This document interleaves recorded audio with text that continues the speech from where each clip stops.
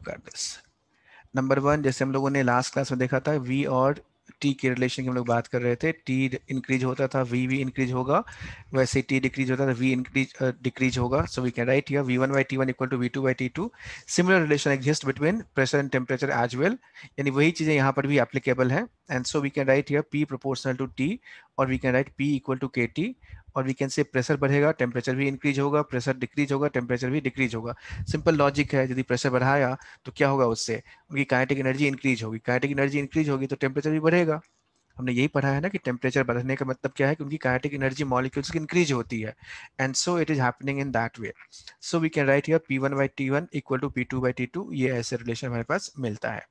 Now again अब हम लोग क्या करेंगे, इसमें p v और t को रिलेट करेंगे। क्योंकि हमने ऑलरेडी p को रिलेट कर लिया है, t के साथ v को कर लिया है, तो दोनों को हम लोग देखेंगे यहाँ से। So what we are observing, यहाँ पे हमें ये दिखाई देता है कि P प्रोपोर्शनल टू T है, V प्रोपोर्शनल टू T है, और वी कैन से P और V का प्रोडक्ट जो होगा वो T के प्रोपोर्शनल होगा। And so we can write here PV equal to KT, और PV upon T equal to K which is equal to constant, और P1 V1 by T1 equal to P2 V2 by T2।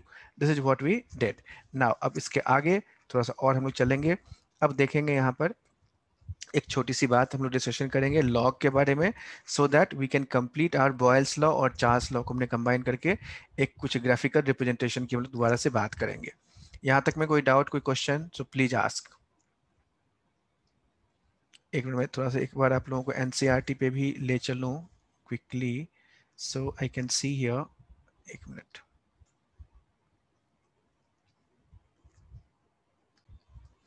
तो जो भी हमने पढ़ा था उसी को मैं दोबारा से आपके सामने लिखता ले चलते हैं यहाँ पर। जैसे चार्ल्स लॉ है यहाँ पर, so this temperature volume relationship, so Charles and Gay Lussac law. तो ये दोनों, इसको मतलब चार्ल्स भी लिखते हैं और चार्ल्स एंड गै-लुसाक लॉ भी बोलते हैं इसको। So Charles and Gay Lussac perform several experiments on gases independently to improve upon hot air balloon technology. their investigations showed that for a fixed mass of gas, देखो यहाँ पर fixed mass लिखा हुआ है यहाँ पर, वही यानी n हमारा कांस्टेंट है, fixed mass of a gas at constant pressure. ये वाला जो हमारे पास शुरुआत में था, पहले जो हमने चार्ल्स लॉ देखा था, वहाँ पर p और n दोनों कांस्टेंट था। So volume of gas increases on increasing temperature and decreases on cooling. They found that for each degree rise in temperature, ये लिखा था हम लोगों ने, for each degree rise in temperature volume of a gas increase or decrease by original volume at this much, ये वाला। Thus, if the volume of a gas at 0 degree Celsius and T degree Celsius are V0 and VT, then we can write VT equal to this much। ये हमने derive किया था, यहाँ तो इसमें एक लाइन में लिख दिया यहाँ पर इसको। This is what we have done separately, हमने इसको ऐसे देखा था यहाँ से, ये ऐसे लिखा है। Now it is from that only we have seen here, देखो यहाँ से इसी में फिर हम लोगों ने यहाँ पर इस बारे में चर्चा किया था कि at this stage we define a new scale of temperature such that T degree Celsius on new scale is given by T equal to this much। देखो वही हमने कहा था 273.15 T and 0 degree C will be given by this much। This new temperature scale is called the Kelvin temperature scale or thermodynamic or absolute temperature scale। 0 degree Celsius on the Celsius scale is equal to this much at the absolute scale। This degree sign is not used while writing the temperature in absolute temperature scale। Okay, Kelvin scale of temperature is also called thermodynamic scale of temperature and used for scientific works। यही वाला हम लोग use करते हैं। So we can write here, तो यहाँ से देखो यही रिलेशन में लिखा था VT by V0 और T1 by T2 ऐसे करके लिखा हुआ है। And so we can write in general V2 by V1 equal to T2 by T1 और V1 by T1 equal to V2 by T2 और V by T equal to constant K2 और V K2 into T हमने ये derive किया था। The value of constant K2 is determined by the pressure of the gas and its amount। ठीक है। Equation is mathematical expression for Charles law which state that, देखो इसमें pressure constant था, n constant है, for a fixed mass of a gas is directly proportional to its absolute temperature के directly proportional है। अब इसी के बारे में ग्राफिकल रिप्रेजेंटेशन करेंगे। अच्छा, इसके अलावा और भी कुछ दिया हुआ है इसमें, प्रेशर के बारे में कुछ लिखा है, नहीं लिखा है यहाँ पर, हाँ यहाँ आगे लिखा है,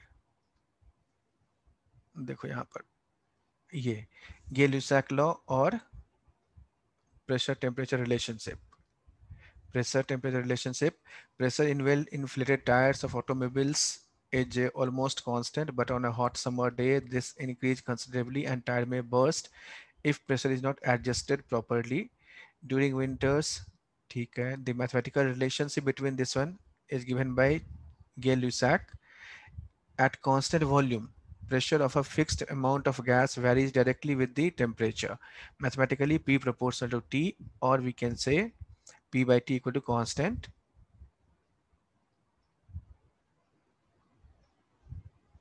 And now it is this one.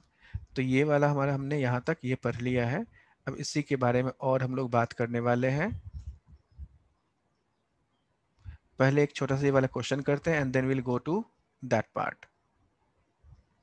ये तो हम लोगों ने पढ़ लिया था ये वाला P1 V1 वाला हमने क्वेश्चन कर लिया था. एक बार पहले ये क्वेश्चन कर लो.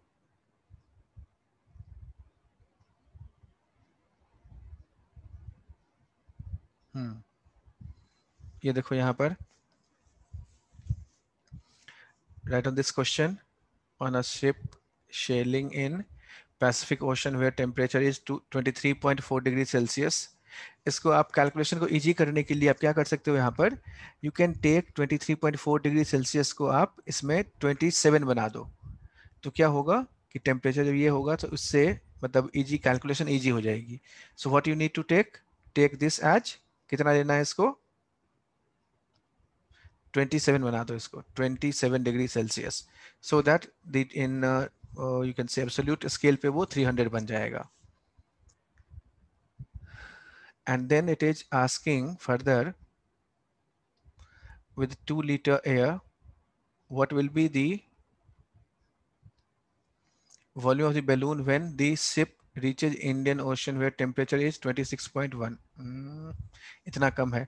इसको 27 था वहां पर, इसको 37 बना दो, make it 37. तो 27 है और वो 37 है, and then try it out, right? 27 और 37 लेकर के आपको कैलकुलेट कर.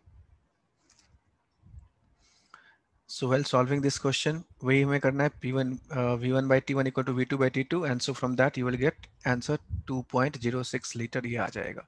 Now coming to the next part, that is जो हम लोग अभी बात कर रहे थे, यानी Boyle's law, चार्ल्स लॉ की हमने बात की है अभी already, and we have just related. इस लॉ को क्या कहते हैं, this is called Gay-Lussac law कहते हैं. This is known as Gay-Lussac law.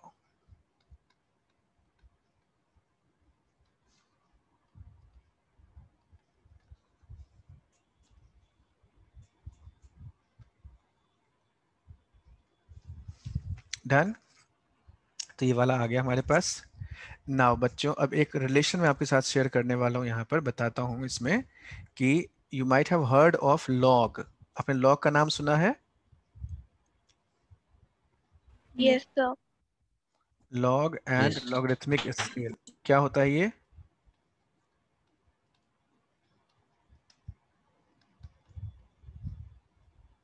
Rhythmic scale, what exactly it is? Sir, the opposite of exponential. Opposite of exponential. अच्छा स्वस्ति, आप क्या कहते हो? सर ऐसे डेफिनेशन पता है. ऐसे डेफिनेशन पता है. अच्छा डेफिनेशन नहीं पता है. अविनाश जी आप बताएं. Sir mathematical function. हाँ मैथमेटिकल फंक्शन तो है, उसके अलावा सर लॉग एक तरह से पावर मेजरमेंट में हेल्प करता है कि किसी क्या पावर डालेंगे तो कैसे आएगा, बेस वगैरह लेके. अच्छा, कुछ खास आइडिया नहीं है डेफिनेशन का. Agrima any idea? सर ऐसा डेफिनेशन मालूम नहीं है. चलो ठीक है, डेफिनेशन नहीं करते हैं यहाँ पर, तो वो डेफिनेशन तो खैर ये है इसमें कि जब आप लॉग कहते हैं हम लोग, तो log is again mathematical tool तो है ही, खैर नो डाउट, इसमें हम कह नहीं सकते. एंड एक्सपोनेंशियल, जैसे हमने कहा कि इट इज एक्सपोनेंशियल, फिर वो एक्सपोनेंशियल हमें डिफाइन करना पड़ेगा। सो नॉर्मली क्या होता है इस टूल का यूज करते हैं हम लोग कि जो बड़े नंबर्स होते हैं जो एक्सपोनेंट्स में होते हैं उसको सिंपल नंबर्स में इंटीग्रल फॉर्म में रिप्रेजेंट करने के लिए इस टूल का यूज होता है। यानी इस मैथमेटिकल फंक्शन का यूज करते हैं कि जब कोई नंबर एक्सपोनेंट्स के फॉर्म में प्रेजेंट हो तो उसको सिंपल नंबर में सिंपल इंटीग्रल वैल्यूज के टर्म्स में बताने के लिए, या वैसे नॉट इंटीग्रल नेसेसरीली लेकिन इस सिंपल नंबर में रिप्रेजेंट करने के लिए हम लोग लॉगरिथमिक स्केल का उपयोग करते हैं। तो एक ये भी हम लोग ऐसे ही लिखते हैं, यहाँ पर दो तरह के इसको डिफाइन करेंगे। हमें जस्ट सिंपल डिफिनीशंस और उसके कुछ रिलेशंस के बारे में हम लोग बात करेंगे। I am not getting into details of its mathematical detail में मैं नहीं जा रहा, बस आपको कुछ information, this you need to treat this as information. आप इसको इंफॉर्मेशन की तरह ट्रीट करें and better you ask to your math teacher. आप मतलब मैथ वाले सर से आप बात करेंगे, सर आपको और ज़्यादा डिटेल में बता देंगे आपको। So what I am just writing here is a few things that we need to learn and understand. Number one, एक तो हम लोग ऐसे लिखते हैं एल और ये एन लिखते हैं, एल एन। एल एन मतलब है नेचुरल लॉग। नेचुरल लॉग, और इसको हम लोग ऐसे भी लिखा जाता है, नेचुरल लॉग हमने लिखा, या फिर लॉग, सपोज कोई x का हमें लॉग लेना है, इसमें यहाँ पे एक नीचे होता है, इसको लोग पढ़ते हैं ऐसे लॉग x बेस e। ठीक है, ये e इसका बेस है। ठीक, दूसरा दूसरा हम लिखते हैं वहां पर कि इन जनरल फॉर्म जो हम लोग यूज करते हैं, लॉग लिखते हैं सिंपल ऐसे log x which is equal to in fact ये होता है लॉग 10 x, यानी इसमें बेस 10 होता है, तो हम लोग 10 वाले की ही बात करते हैं। अच्छा, इन दोनों में एक रिलेशन है and the relation is what, log e बराबर होता है log e x is equal to log, यहां पर क्या करेंगे इसमें, we need to write 2.303 log 10x। तो यह एक रिलेशन है जो हमें ध्यान रखना है, यानी इसको हम लोग ऐसे भी कह सकते हैं कि आप ये ध्यान रखें कि ln x, so we can write here ln x is equal to 2.303 log 10x या 2.303 log x, ऐसे यूज करेंगे हम लोग। ठीक, so this relation we need to remember और मेमोराइज, ये हमें याद होना चाहिए। And so here we can C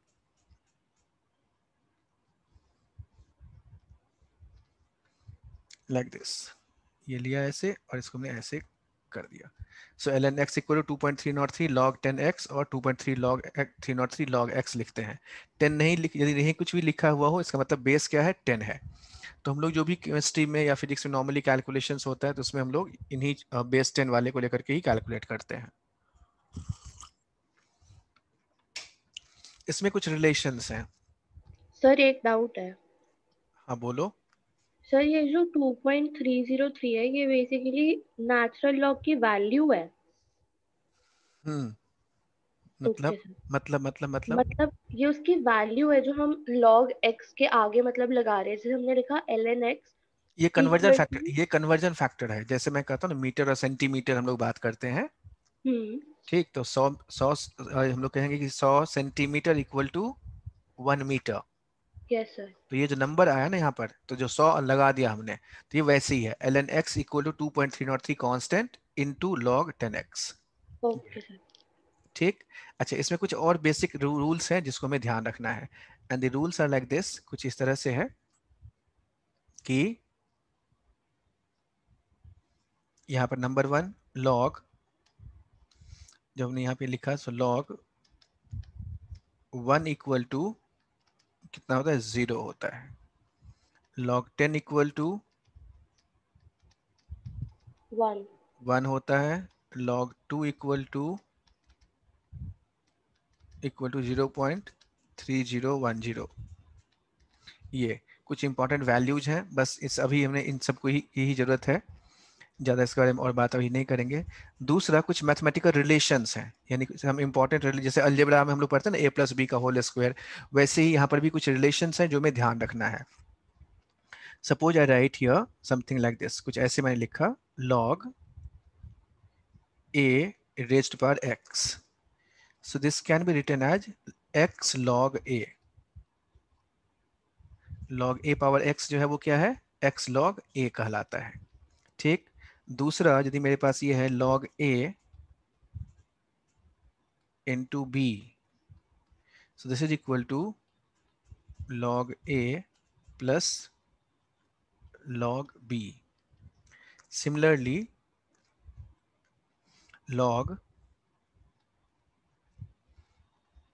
a और log 1 by a by b equal to log a minus log b, ऐसे लिखेंगे इसको।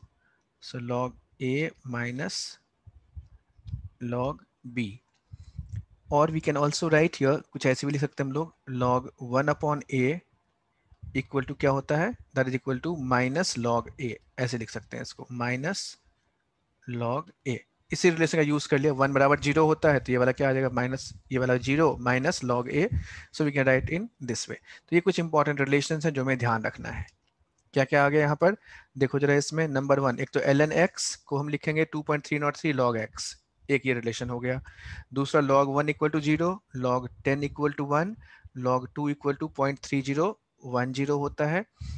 ठीक, similarly log a power x equal to x log a into b equal to log a plus log b, log a by b equal to log a minus log b, log 1 by a equal to minus log a। तो इन relations को quickly आप एक बार 2 minute ध्यान से देखें, पढ़ें, समझें।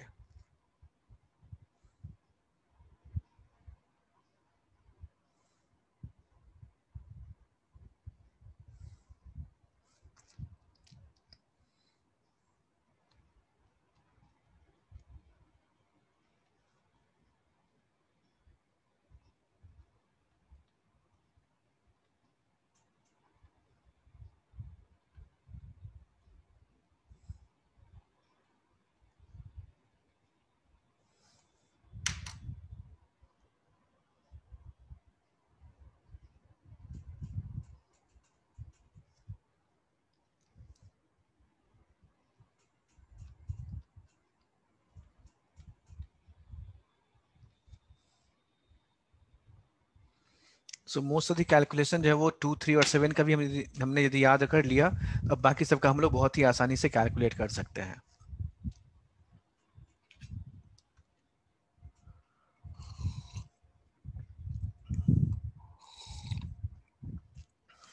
log 2 और 3 का याद रखना, बाकी का ऐसे जरूरत नहीं है।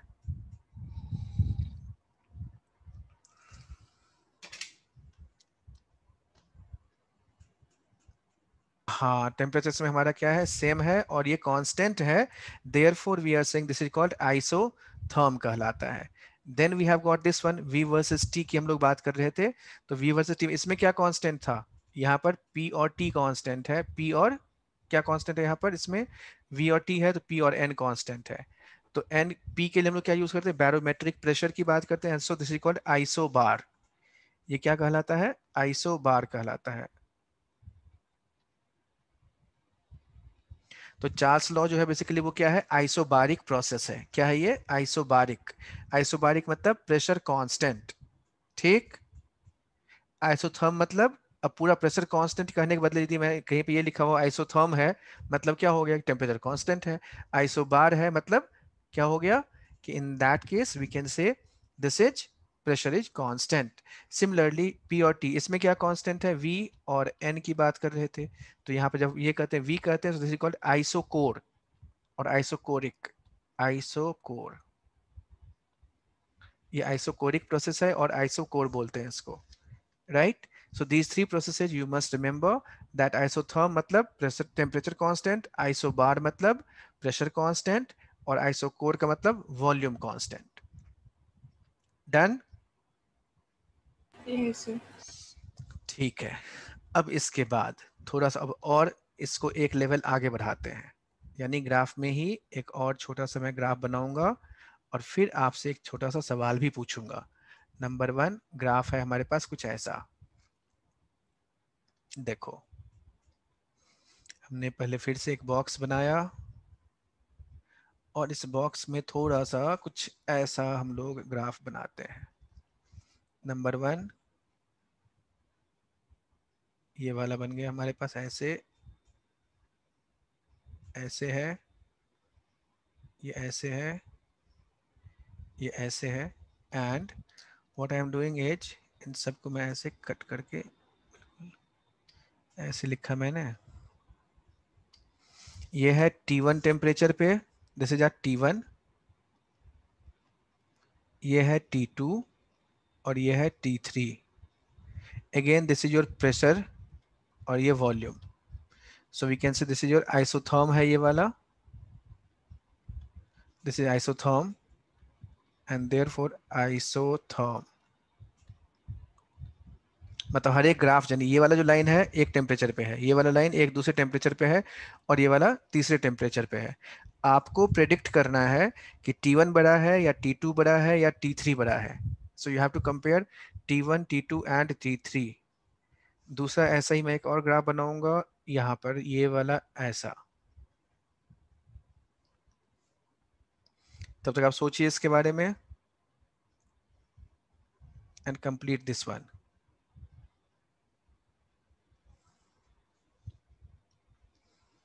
नंबर 1, इसे मैंने यहाँ पे ऐसे लिखा,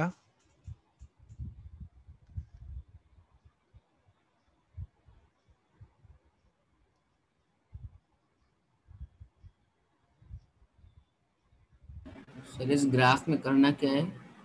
compare temperature.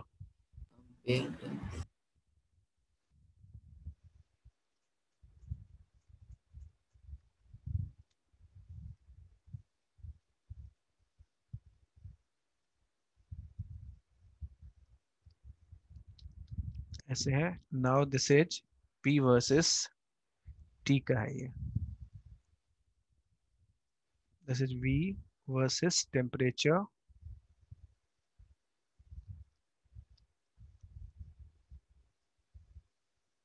You have to predict, इसमें ये है P1, P2, P3, this is P1, this is P2, this is P3। Compare, इसमें था कंपेयर T1, T2, T3,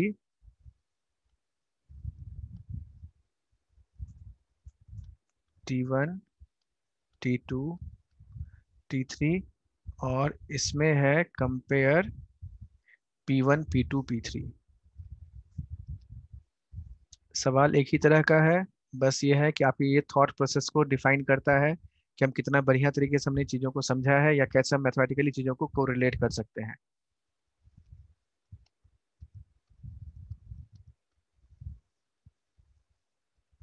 तो ये 2 क्वेश्चंस हैं, इन दोनों क्वेश्चन को सॉल्व करें।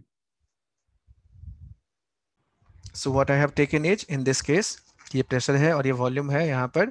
तो जस्ट आप क्या करें, इसमें P और V में से किसी एक को कांस्टेंट कर दें। मैंने यहाँ पर क्या कर रखा है, प्रेशर को मैंने कांस्टेंट कर दिया, and so P is kept constant here, and so I am writing here in this वे। जब मैंने प्रेशर कांस्टेंट कर दिया, देखो यहाँ पर क्या हो रहा है, यहाँ पे हमें मिल रहा है, यहाँ पर ये वाला है, ये वाला ऐसे है, ये वाला इधर है, यानी we can say this is, ये T1 है और ये V1 हो गया, ये T2 है, इसके लिए हमने V2 लिख लिया, और ये T3 है तो इसको हमने V3 लिख लिया। तो जरा सोचो यहाँ पर अब आप कि V और इसे P कांस्टेंट है, तो जब P कांस्टेंट होता है यानी कौन सा हो गया, आइसोबारिक हो गया, हाँ या ना? यस। तो जब P कांस्टेंट आइसोबारिक है, तो आइसोबारिक में प्रोसेस में क्या होता है, volume is directly proportional to temperature. Can we say like that? Yes sir.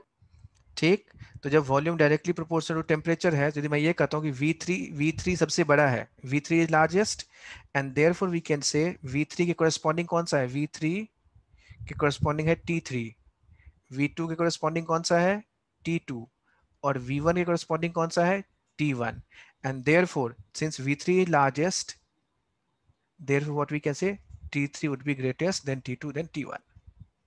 Can we say like that? Yes sir.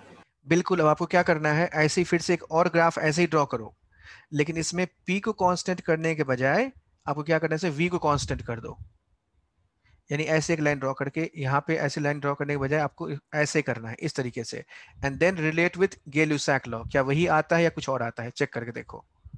क्या बोला मैंने, समझ में आई बात? Yes sir. क्या बता बोलो क्वेश्चन मैंने क्या बोला है करने के लिए, आपसे ये बोला है। इसमें पी हमने कांस्टेंट करा तो दूसरे हाँ पेपर में बी कांस्टेंट करके वापस चेक करना है। हाँ वेरी गुड, वही रिजल्ट आता है, कुछ और आता है, बिल्कुल सही, करो ट्राई इट आउट। यहाँ पर भी वही exactly same process, so just keeping one of the variable v constant और t कांस्टेंट, दोनों में से हमने यहाँ पे इसको कांस्टेंट कर दिया, तो यहाँ पे क्या आएगा, ये p3 है और ये वाला t3 बन गया। So I can say this is your t3, ये है t2, ये है t1, and the relation between what, t2 t3, t3 में हमारे पास क्या है, t3 p3 है, t2 p2 है और t1 p1 पे है, and therefore we can say t3 is largest, t3 then t2 then t1, so we can write here p3 p2 p1, बस बस बस। so effectively we can say here, यानी यहाँ पर क्या होगा, यदि मैं मुझे ग्राफिकली प्रेजेंट करने के लिए कहा जाए, so I can draw it in this way। यदि मेरे पास ये ऐसे है, so नंबर 1, और दूसरा मैंने एक और ग्राफ ले लिया ऐसे, तो इसमें हमें यदि ये मेरे पास हो कुछ इस तरह का, तो नंबर 1 एक तो मैंने ऐसे ड्रॉ कर दिया, और दूसरा यदि मैं ये वाला लेता हूँ यहाँ से, सो कंसिडरिंग दिस वन ऐसे ले लिया, ये ऐसे ले लिया, ये ऐसे ले लिया, एंड देयरफॉर जो इसमें ये वाला होगा that would be the pressure. तो प्रेशर का वेरिएशन जो है वो ऐसे है, ये यूं, ये वाला ऐसे, ये वाला ऐसे, ठीक। और यहाँ पे क्या लिख रखा है, ये वाला है v और ये वाला है t, दिस इज t। तो इसमें ये क्या होगा, प्रेशर इस तरह से ये इंक्रीज होता है, सो P इंक्रीजेज इन दिस वे, ठीक। ठीक, इसका उल्टा यदि मैं यहाँ पर P और V के बदले यहाँ पर हमने P और V ले लिया है, so we have this rectangular hyperbola like this, so in this case the temperature varies in this direction, तो टेम्परेचर वैरी करेगा वो कुछ इस डायरेक्शन में वैरी करेगा, यानी ऐसे कुछ इस तरह से। So this is temperature, right? Yes, sir. Yes. So this was the variation of temperature का, और हमने यहाँ पर ऐसे प्रेशर का ये वेरिएशन देखा है। So ultimately what we did, हमने यहाँ पर आज जो पढ़ा है वो प्रेशर का और वॉल्यूम का, इन सब डिफरेंट रिलेशन है। देन हमने ग्राफिकल रिप्रेजेंटेशन देखा है, कैसे कंपेयर करते हैं, हमने इन सब को यहाँ पर देखा है, ठीक। So just go through it and find out if you have any doubt, any question, any queries, please let me know. Sir हाँ बोलो। Sir I have a doubt, जो आपने लास्ट क्लास में करवाया था। हाँ बोलो क्या। सर वो जो दो इक्वेशंस थी Vt is equals to K into 273 plus T वाली, सर उसमें जो C आ रहा था वो ग्रेटर देन 0 आ रहा था, सर वो कैसे आया? देखो देखो एक मिनट आते हैं वहीं पे, कौन सा, सर इसे ये यस सर, सर जो इक्वेशन थी उसमें, कहाँ पर, यस सर ये वाली फर्स्ट इक्वेशन, ये यस सर, ये वाला 273 प्लस टी, यस सर, इसमें क्या दिक्कत है। सर इसमें C ग्रेटर देन 0 है, वो कैसे है?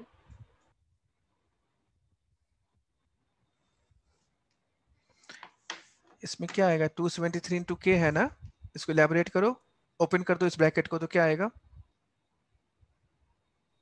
273 into K plus K into के T, टू टी, तो ये के टी हमारा टी है ही यहाँ पर, ठीक। तो ये 273 इंटू के, ये जो पॉजिटिव कांस्टेंट, तो ये क्या हो गया, सी हो गया ना हमारे पास, यस सर, तो सी इज पॉजिटिव, ओके सर, ठीक, इसलिए ग्राफ ऐसे बन गया। Okay sir. अग्रिमा कोई डाउट, कोई क्वेश्चन। नो सर, अभी नहीं है कोई। अच्छा, प्रज्ञा कोई क्वेश्चन, कोई डाउट। नहीं सर।